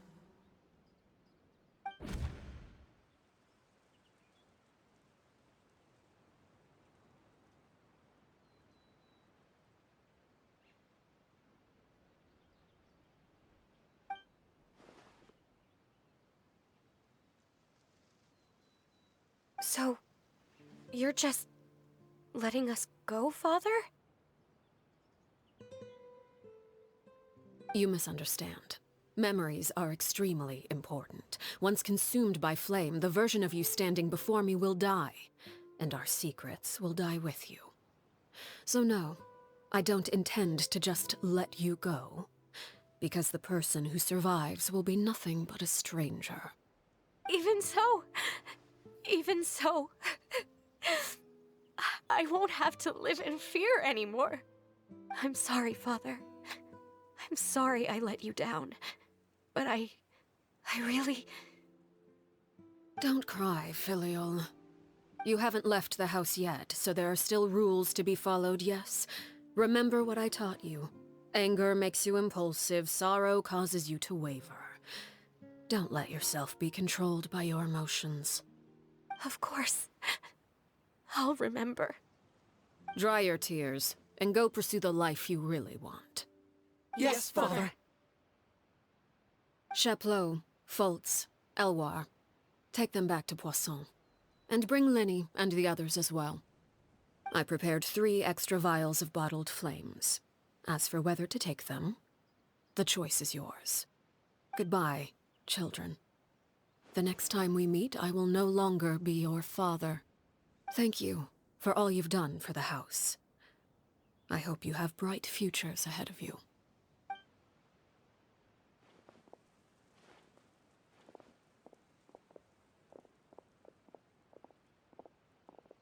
Father.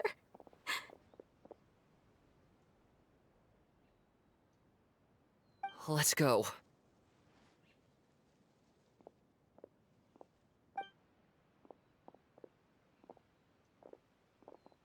Here, grab my arm, Lenny. I'll help you walk back. Thank you.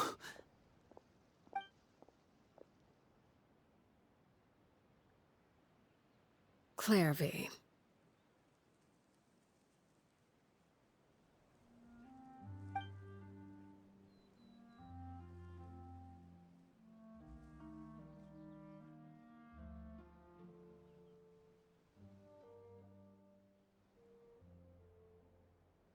Can we talk? talk now? I've been waiting for a super long time. You really are Perry, aren't you? I haven't seen you in so long. How come you're all grown up? Wait, did I somehow travel to the future on accident? Or am I dreaming? What a long dream. Neither. You died, Clairvy. That's what happened. You could have at least sugarcoated it a little. Look, she's done speechless. Oh.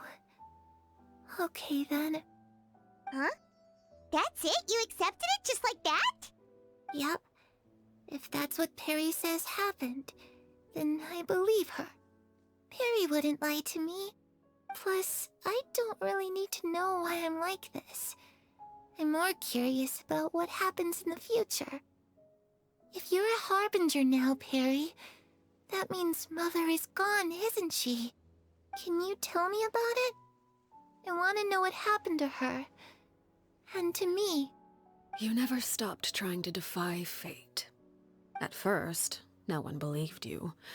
You could only vent your frustrations to the moon. In fact, you often sought comfort in the night sky. You wanted to see the aurora, so one night we promised each other we would go to Snezhnaya to see it together. Later on, you tried to run away, but you were brought back each time. Mother spared your life, but it wasn't out of kindness. Instead, she decided to make an example of you by slowly torturing you over time. That way, the other children would know what happens to traitors. Still, you never gave up. Mother hoped that through ruthless duel after ruthless duel, she would be able to crown an ultimate victor among the children she raised. But you called on everyone to unite, to fight to a draw in order to reduce casualties. Your efforts may have only delayed the inevitable, but still. You gave them hope. You tried everything you could think of, but every attempt ended in failure. Still, you never turned your sword on Crucibina, and you never turned it on me. On that gloomy day, you told me, "For the last 16 years of my life, I've done everything I can to fight for freedom. But now, I realize that the only freedom I truly possess is the freedom to choose to die." I never imagined I would say something like that. I must have been feeling really worn down.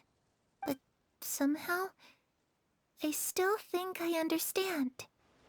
According to Mother's plan, only one of us was going to make it until the end. And I always hoped that person would be you. If I could do it all over again, I still don't think I would make a different choice. Even when I first met you, I knew you'd be able to do what I couldn't. Is that so?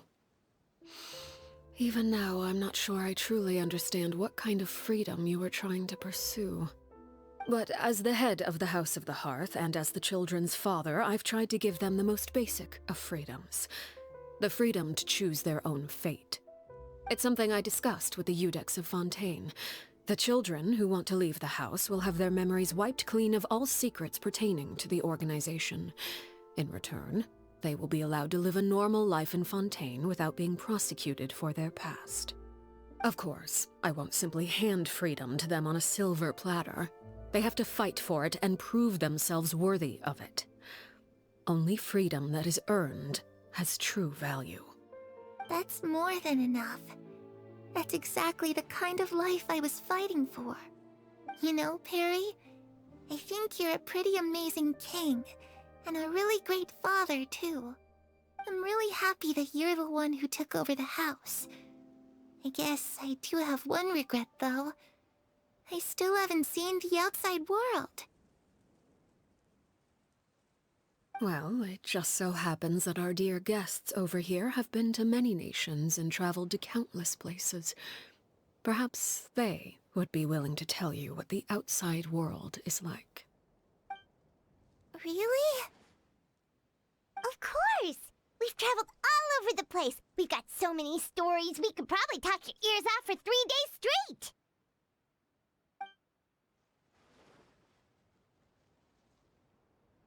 You know, I used to dream of being a bard. Playing the lute while singing into the winds of freedom. Even if there was no one there to listen, I would have continued to sing no matter what.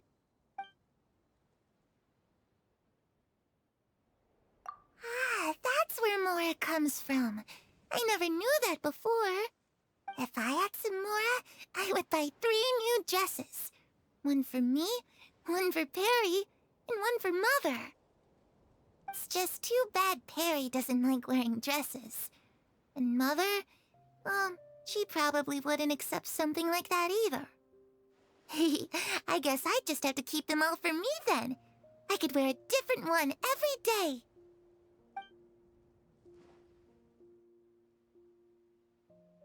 Those yokai you mentioned, what do they look like?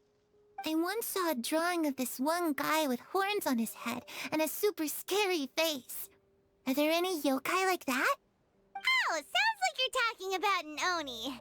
Yep, we've met one, and let Pаймон tell you, they're not nearly as scary as they look.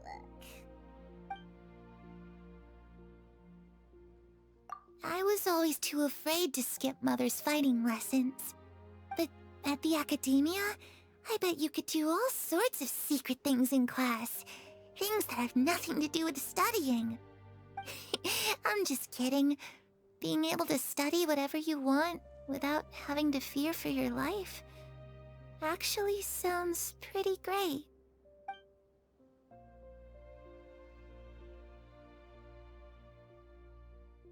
The situation was super dangerous. Lenny and Lynette were accused of committing a crime, and they were going to have to stand trial at the Opera Epicles. Oh no! That must have been hard for all of you. What happened next? Don't worry, we were able to turn the situation around super quickly. All thanks to Detective Pаймон, of course. How'd you do that? Come on, tell me. Okay, so it was like this.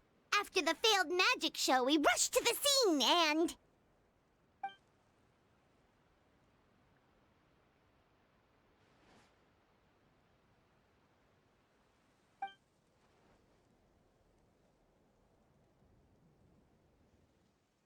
Shadows don't have the capacity to learn or grow. Any new information they encounter is quickly forgotten over time.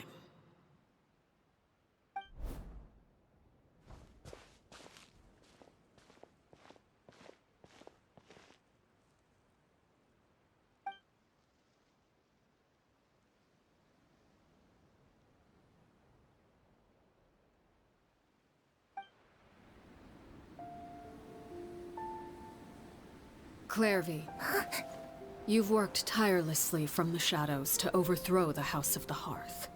Now, by my authority as the Knave, I shall announce how this matter ends. You are hereby expelled from the House of the Hearth. You are no longer tied to this place, nor are you bound by its rules. You're saying that I can finally leave? I get to experience the outside world as well? Oh, I almost forgot. There's no getting older for me. Still, seeing who you grew up to be makes me really happy, Paraware. Take care of yourself. Goodbye. May we meet again someday.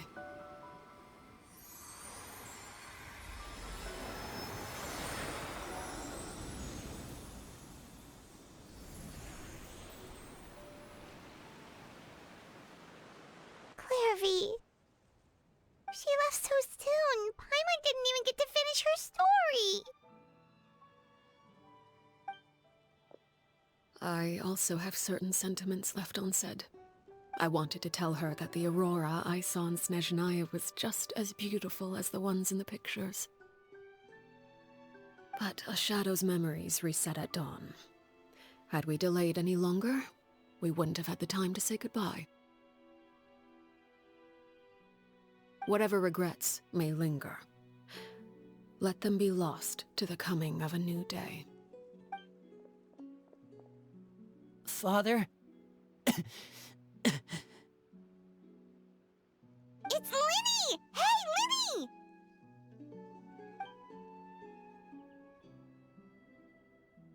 What is he doing back here? Let's go check it out.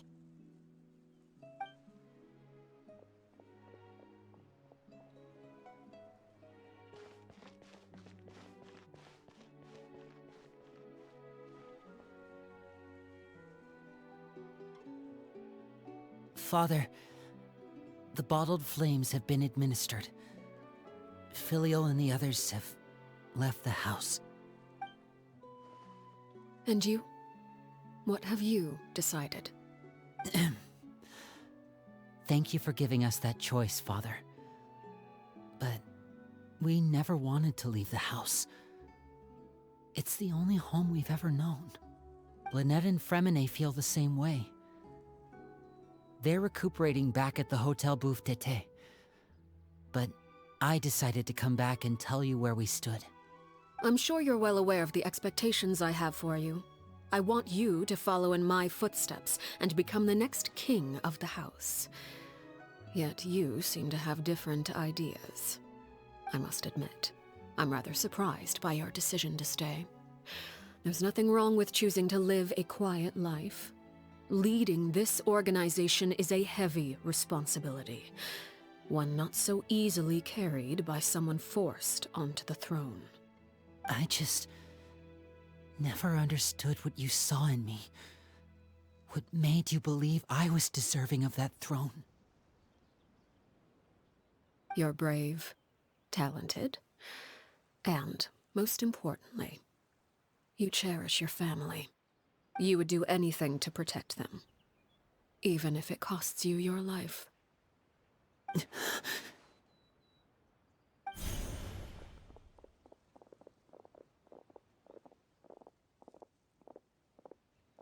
Speaking up back there was so brave of you, Linny. It's all thanks to you that we were able to convince Father to back down. You're a hero, Linny. Hero? Father is the real hero. Had Father gone all out during the duel, there's no way I would have walked away with my life. She must have had it all planned from the beginning, from the very moment she suggested a duel. I'm not deserving of that title. I'm not strong enough, or smart enough. You're wrong. In my opinion, all you need to be deserving of the throne is conviction, and the necessary strength to act on it. We may have different ideas of what it means to be a family, but you can hardly be said to lack conviction. What you truly lack is strength. For someone of your talent, though, that's something that will come with time. Even without that strength, you still chose to face me in a duel, even though the odds were stacked against you. That capacity to honor your convictions is what I truly see in you. Father. No one knows what the future holds, what tragedy or triumph may be in store. Being at the head of this organization requires the strength of will to face whatever comes. Caution will only hold you back. If reaching a certain standard were required to go after what you want, I would never have succeeded in killing my predecessor. Back then, there was still a considerable gap between our abilities. Strength may decide the ultimate victor, but those who let a lack of strength dictate their decisions or undermine their convictions will never be worthy of the throne. I understand, Father. Thank you. Children must grow up to surpass their parents. Only then can a family continue to flourish. The road ahead is not an easy one, so I'll ask you one last time. Are you certain you want to stay? You've done so much for me, Father, and that kindness must be repaid. Plus, with Project Stuja at hand, there are many dangers ahead, and I, for one, don't intend to back down. Protecting my family at all costs. That's my conviction. Then you're welcome to stay. As for Project Stuja, you need not be too concerned. If those cowardly businessmen and heartless dignitaries try to take us down, I'm prepared to teach them a lesson. Having members who longed for the light was our organization's last weakness. With those members no longer among our ranks, the House of the Hearth is like a spider hiding in the shadows. We need only wait for our prey to come to us. At present, our imperative is to use their plan to our advantage.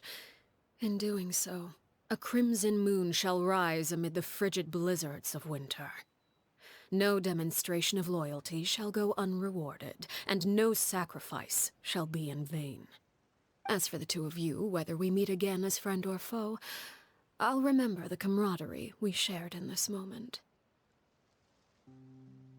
No matter how arduous the journey ahead, I hope we both reach our desired destination. Didn't Linny say that Lynette and Fremine were recovering at the Hotel Booth d'été? Oh, Pаймon wonders how they're doing. Maybe we should go check on them. Lynette, Fremine, how are you feeling? Much better. Whew, what a relief. What about you? Are you feeling all right? I knew you'd come out unscathed. Us, on the other hand, well, we've been bedridden for 2 days. I couldn't even turn over. Oh, and I wanted to ask, is Clairvy gone? Linny and the other members have left Pуассон and returned to the House of the Hearth. According to him, there haven't been any more sightings of a spirit roaming the house. I see. I'm glad. Father came to check up on us 2 days ago and told us about what happened with Crusabina and Clairvy. Actually, I've met Crusabina before.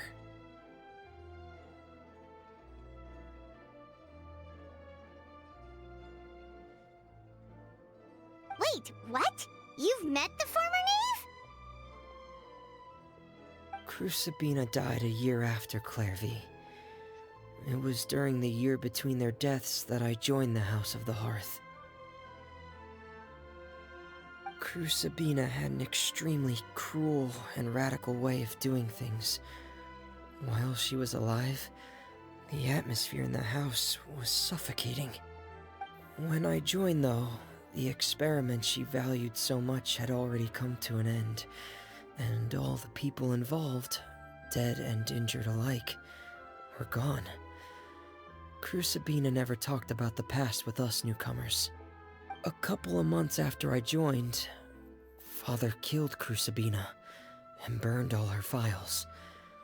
With that, the names of all the people subjected to her experiments, Clairvy included, were lost to the flames, along with the painful memories they represented. Father took in Linny and me a couple months after that, but she never mentioned anything about Crusabina or Clairvy.